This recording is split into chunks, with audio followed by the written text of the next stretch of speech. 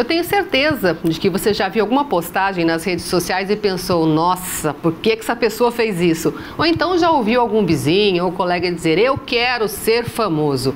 O que será que existe por trás desse desejo? Quem conversa com a gente sobre esse assunto é o psicanalista Jonatas Liache. Tudo bem? Tudo bem, Elaine. Bom, a gente vê muita criança, principalmente, falando, ou adolescente, quero ser youtuber, ou quero ser modelo, ou quero ser atriz, ou quero ser jogador de futebol. E normalmente isso eles estão pensando na fama e no dinheiro. Sim. Mas dificilmente, dependendo de onde você fizer a pesquisa, vão falar assim, eu quero estudar bastante, eu quero fazer pesquisa. Sim, pagar um preço, né? Acho que esse conceito já nasceu há muito tempo atrás. É claro que ele é mais típico do nosso século XXI.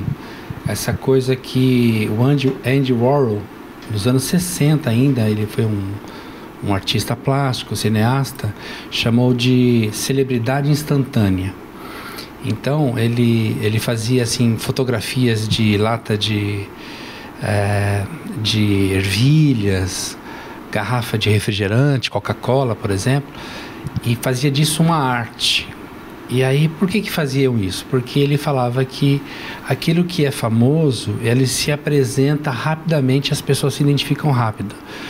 E aí ele cunhou esse termo celebridade instantânea e a famosa frase, no futuro, disse ele nos anos 60, todo mundo vai ter os seus 15 minutos de fama. E, na verdade, se concretizou essa profecia, vamos dizer assim, né?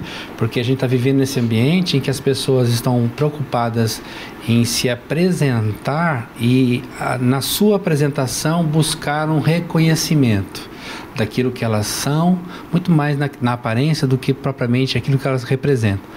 Exemplificado, inclusive, naquilo que você acabou de falar.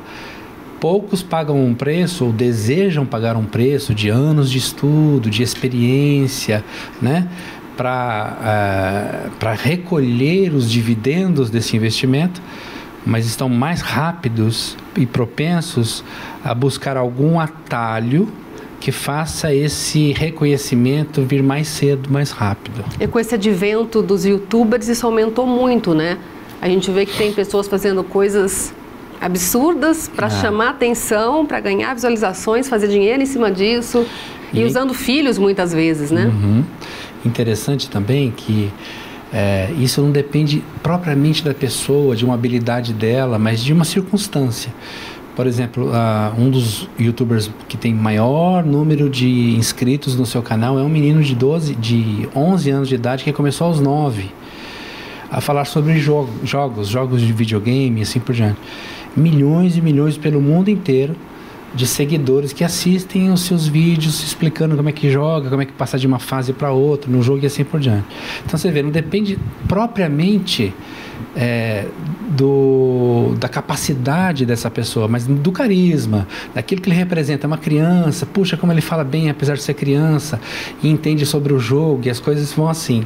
Mas veja que é muito mais, olha, quando eu era pequeno, eu sou daquela época ou daquela turma que falava assim, quando eu crescer eu quero ser jogador de futebol ou bombeiro ou astronauta, porque eu sou dos anos 60, né? Ou alguma coisa assim, mas porque havia uma identificação com aquilo que representava essas profissões. Então, quando eu, nos anos 60, sonhava em ser jogador de futebol, minha referência não era o salário do Messi ou do Cristiano Ronaldo. Minha referência era fazer uma coisa que eu gostava e ser feliz com aquilo. Então essa era a referência. Agora, hoje não. Hoje você pode falar, por que você quer ser jogador de futebol?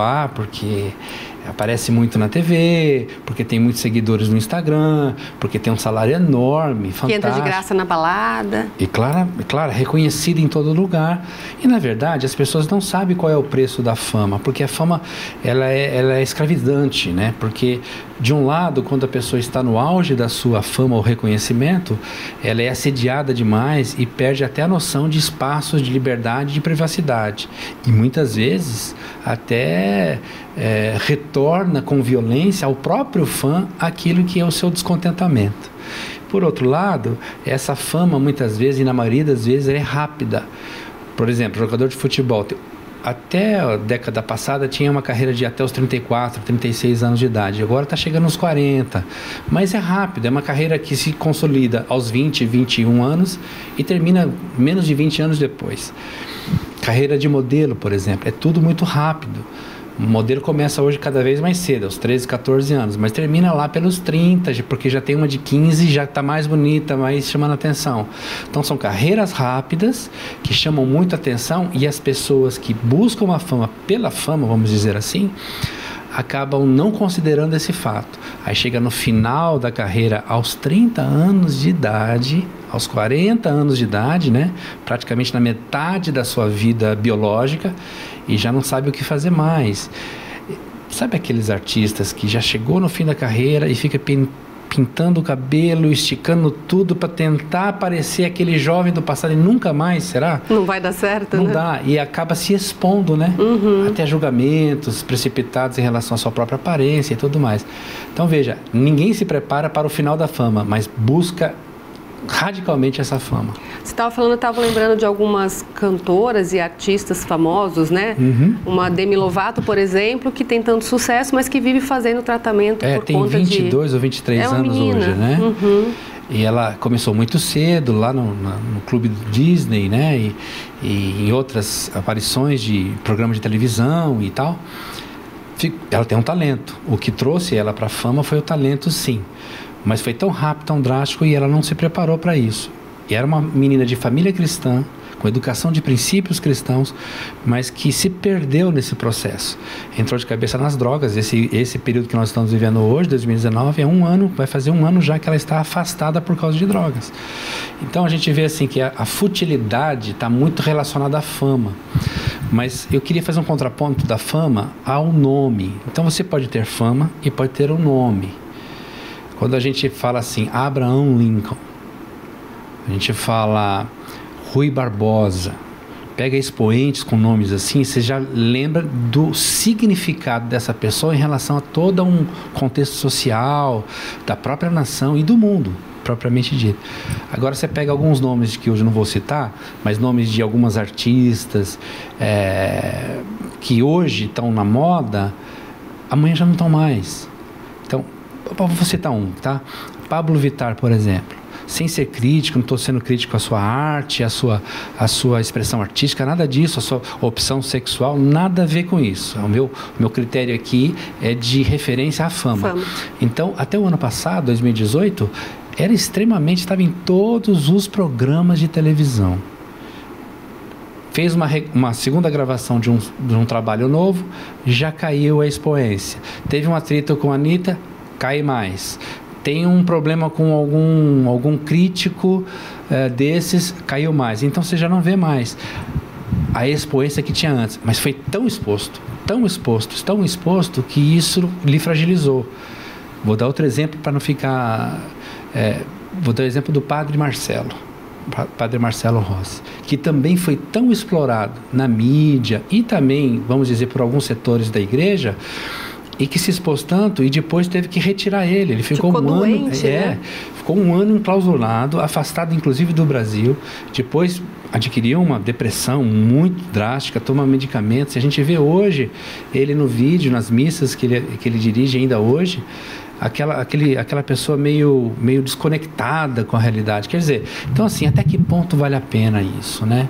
Qual é o preço que se paga para ser famoso? E essa mensagem fica principalmente para os pais que muitas vezes querem realizar os sonhos da fama que não obtiveram nos filhos, né? Forçando em concursos e essas coisas todas. Vou dar o exemplo da MC Melody, que foi criticado o pai por explorar a fama da filha a um extremo de até expô-la num nível sensual. Sim. Uma menina de 11 anos de idade.